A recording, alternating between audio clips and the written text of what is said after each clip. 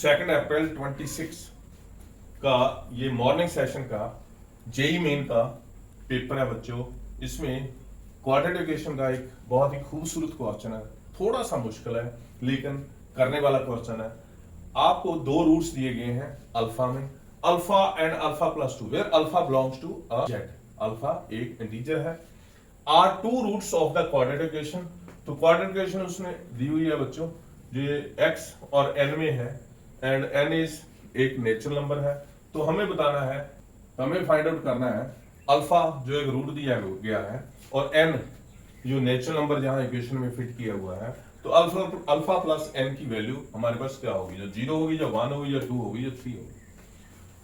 तो आइए देखते हैं। ये क्वाड्रेटिक जो दी गई है बच्चों थोड़ी सी ये अलग है, इसको हमने नॉर्मल फॉर्म में लाना है। कैसे लाना है इसको देखिए, ये एक्स स्क्वायर है, ये भी एक्स स्क्वायर रहेगा, मल्टीप्लाई करके ये भी एक्स स्क्वायर होगा, ये भी एक्स स्क्वायर होगा, और सारे एक्स स्क्वायर। पूरी टर्म है कितनी है, तो आप देखोगे बच्चों यहां पर अगर x x plus 1 x plus 2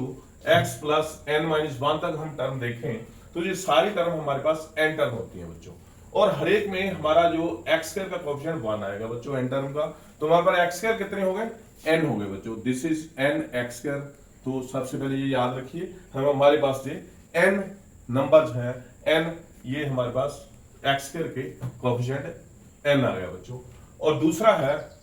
हमने अब देखना है x का कोएफिशिएंट कितना होता है बच्चों। तो इसको प्लस x इंटू, तो x का कोएफिशिएंट क्या है, कैसे आएगा, j आएगा बच्चों 2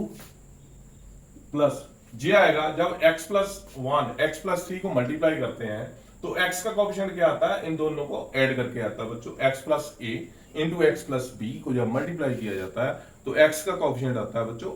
a प्लस b। तो ये आया हमारे पास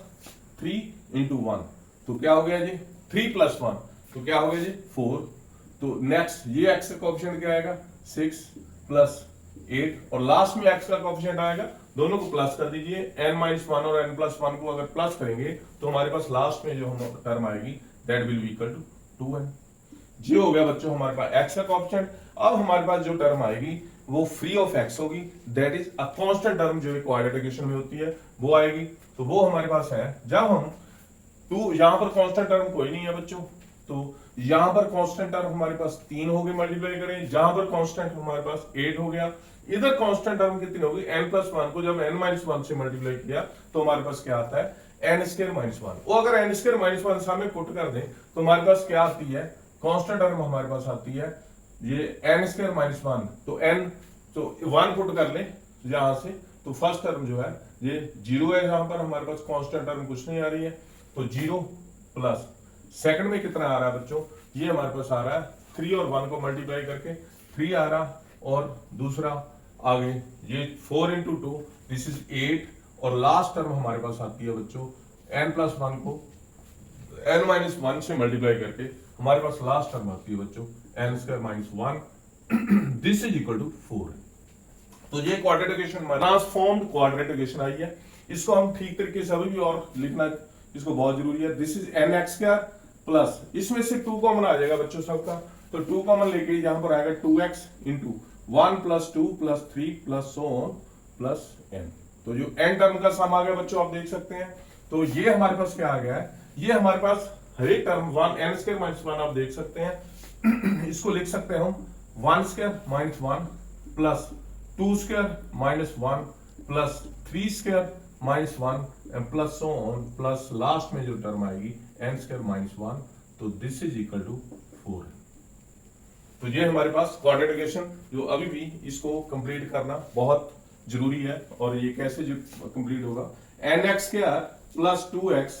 तो इसका जो मल्टीपल आएगा जो समेशन n का फॉर्म होता है, फर्स्ट n नेचुरल नंबर का सम क्या होता है बच्चों, आपको पता है this is n into n plus 1 over 2। तो ये होता है फर्स्ट n नेचुरल नंबर का सम। उसके बाद ये क्या आ रहा है, ये हमारे पास आया बच्चों फर्स्ट नेचुरल नंबर्स का स्क्वायर का सम आ रहा है बच्चों, first n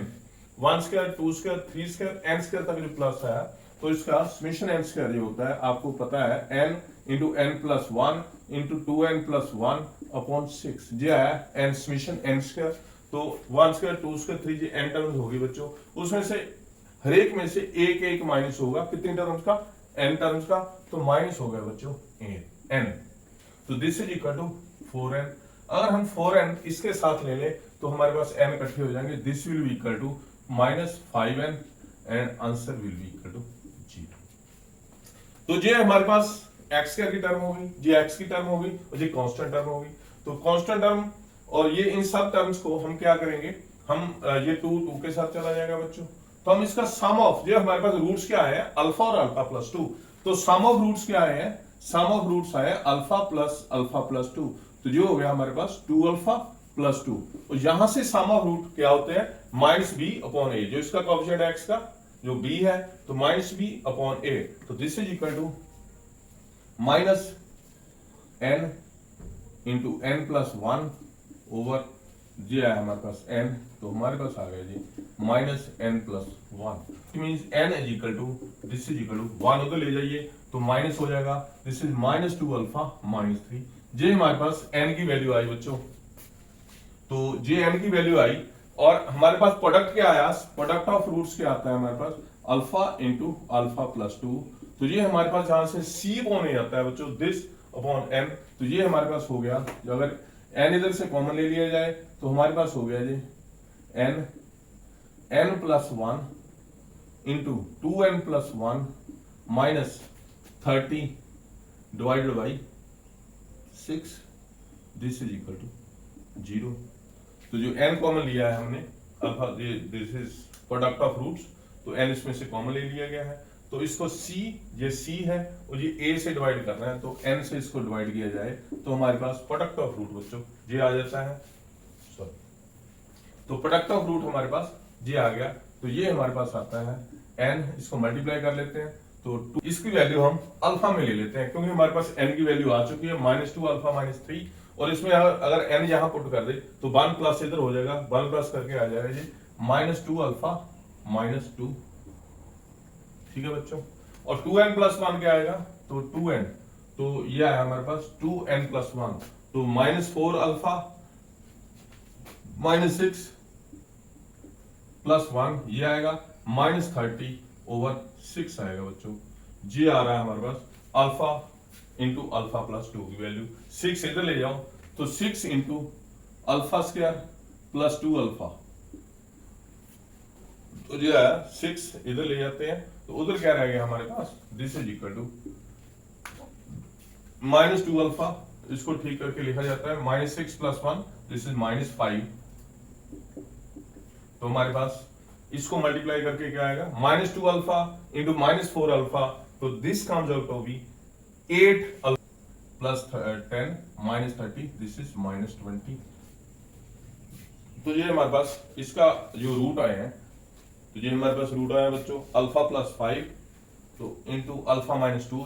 this is equal to 0, तो अल्फा की वैल्यू हमारे पास -5 आई और अल्फा की वैल्यू हमारे पास 2 आई। अगर अल्फा की वैल्यू दोनों वैल्यू देखें तो n जो इसका हमारे पास n का रिलेशन आया था, तो n की वैल्यू हमारे पास क्या आई थी, n was equal to this,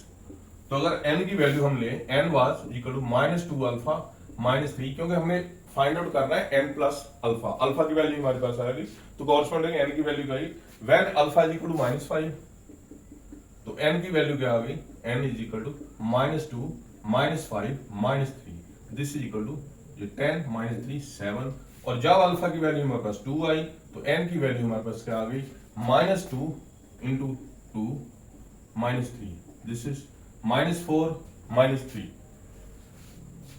तो n हमारे पास कितना आ गया है, ये हमारे पास -7 है,